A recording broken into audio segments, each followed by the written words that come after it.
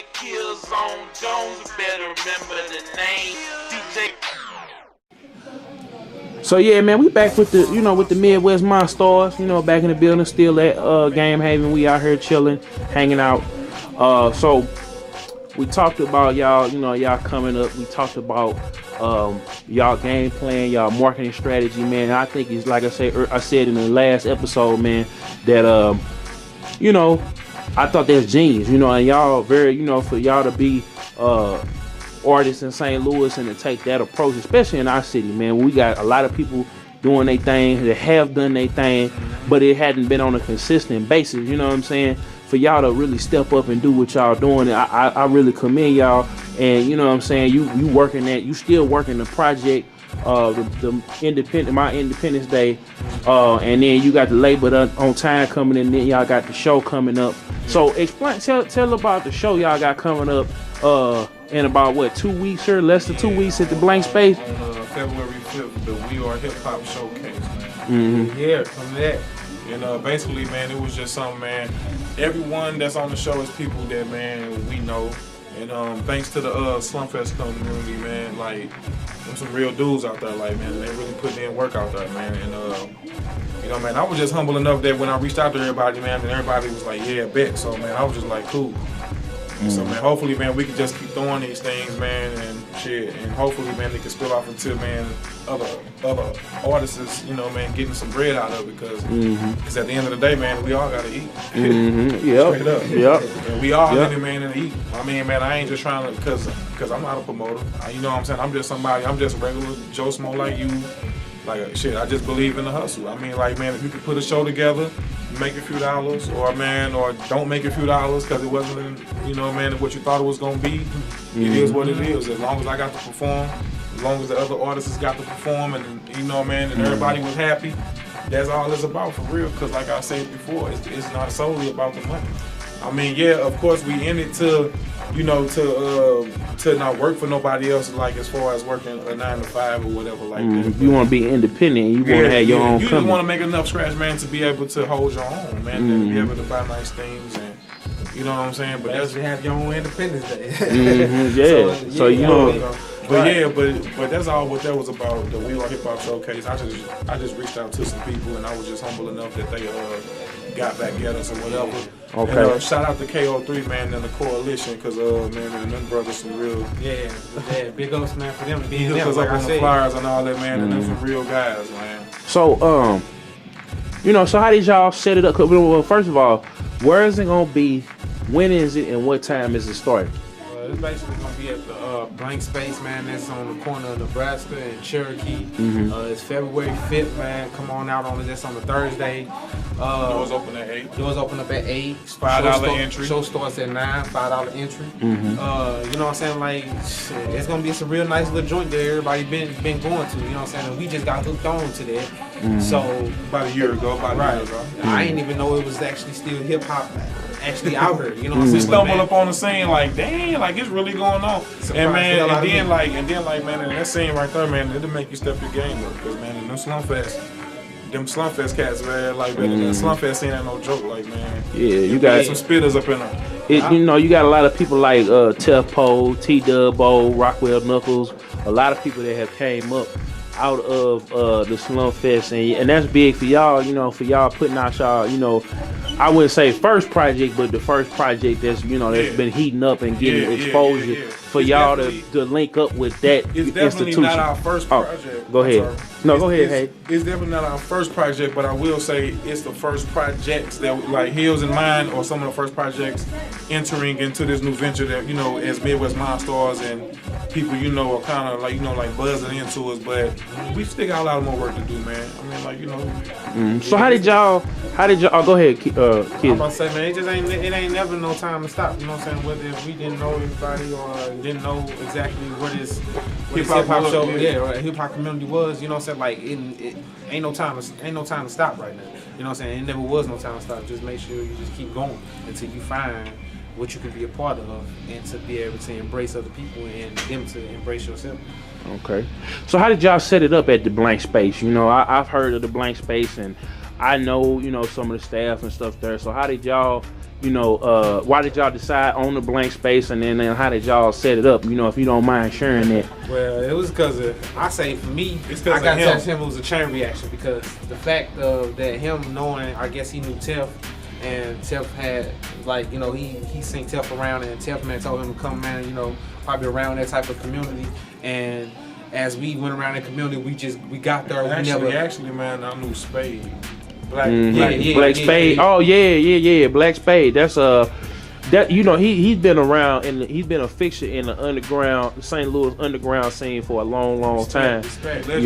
So yeah, that's. But basically, yeah, man. But Spade was around, man. And he grew up around, man. Well, like in the neighborhood I grew up in, man. And he, he be around there. So, he always told me, to slide through, and that was like around the time it first had opened. But once me and him decided to go down to the blank space, to answer your question, was when Tef Poe had just dropped Cheer for the Villain. And me and him went down there, and ever since then, man, it was just like, man, and our eyes was open.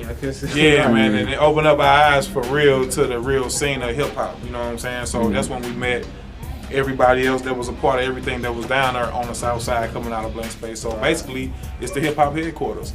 And that's why we decided to throw it there, because that's where we first got put on. Raw Kizzy got put on to the Slumfest show last year because, he had entered in a little contest or whatever. But, man, and that's just the real part about it, man. Like, they really out there showing love. I mean, like, man, Raw Kizzy didn't win. Like, I think it was him and somebody else that didn't win.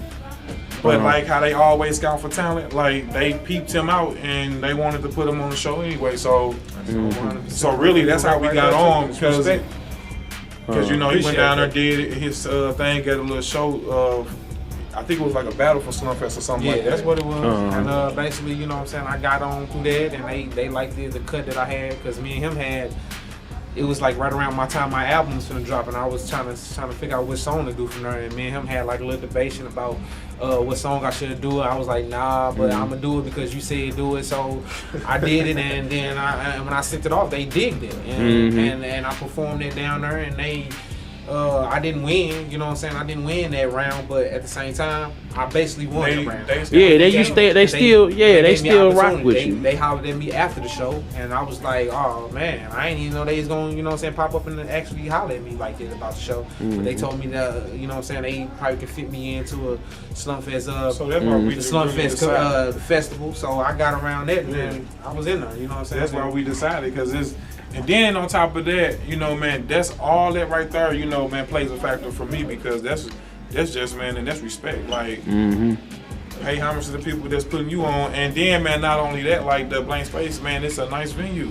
I mean, you can't beat it. Like yeah, man, it's the I've been into it. It ain't too big, it ain't too small, it's just right, man. They got a groovy feel to it. I mean, like, it's man. It's diverse, man. And that's exactly what we offer. We offer diversity. So even if we were never around for none of this, I feel like, man, I still be going down there to drink at the bar and hang out. And hang out. Even if it wasn't on music stuff, I still go down there, man, and kick it. So and people don't even know what they missing when they come down there. And especially some people who actually probably don't do diverse music, like they actually don't even know what they're missing, and when they come down there, they probably gonna feel a little funny. So you gotta have to. You gotta break them in, and then because I ain't even gonna lie.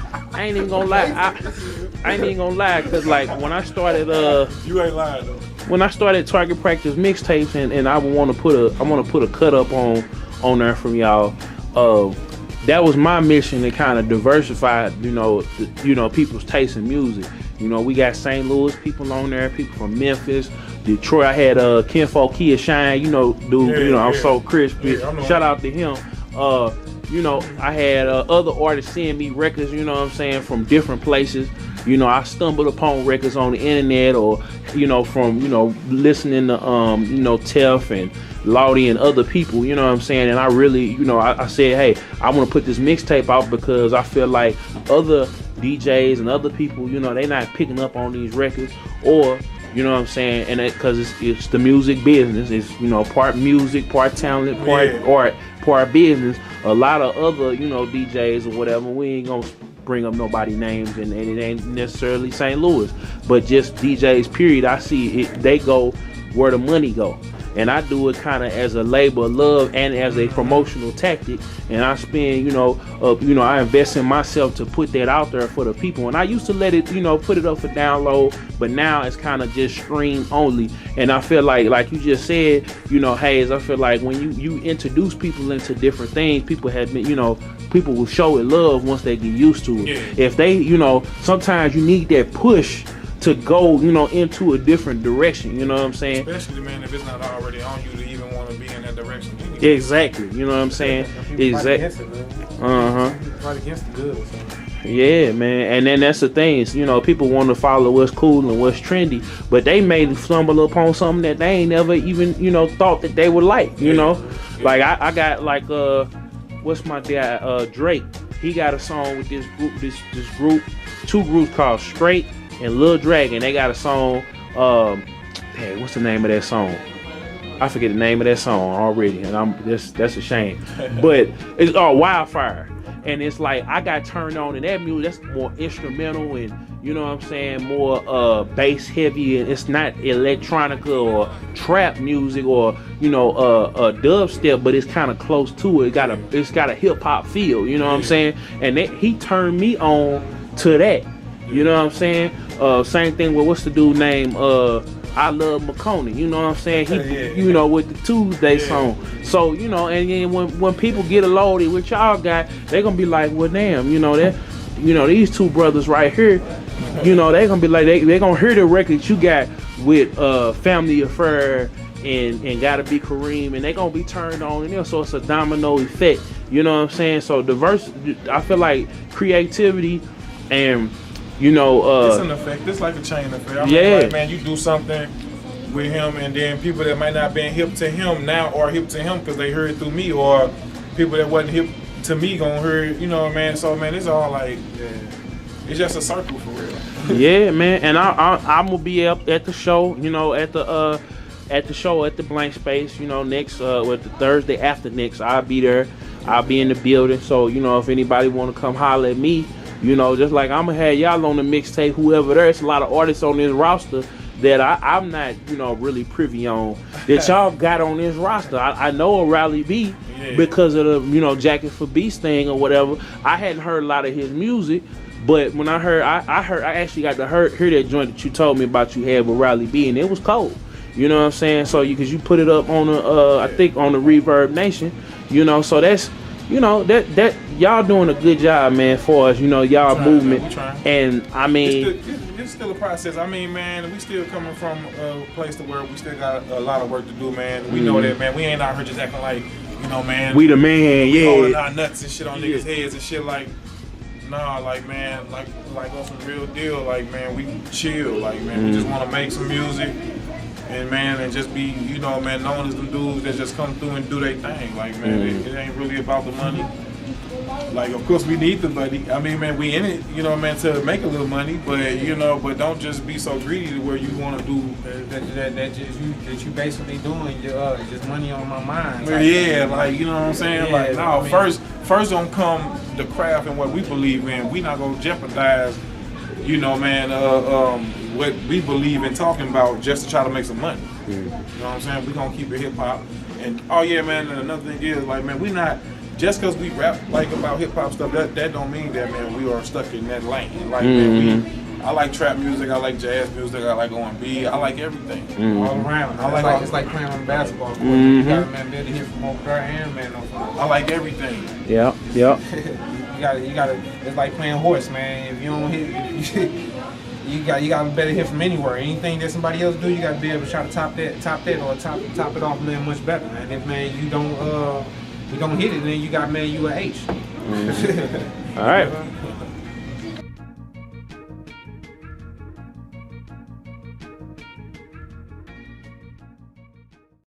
DJKillzownJones, better remember the name. DJKillzownJones, better remember the name. DJ.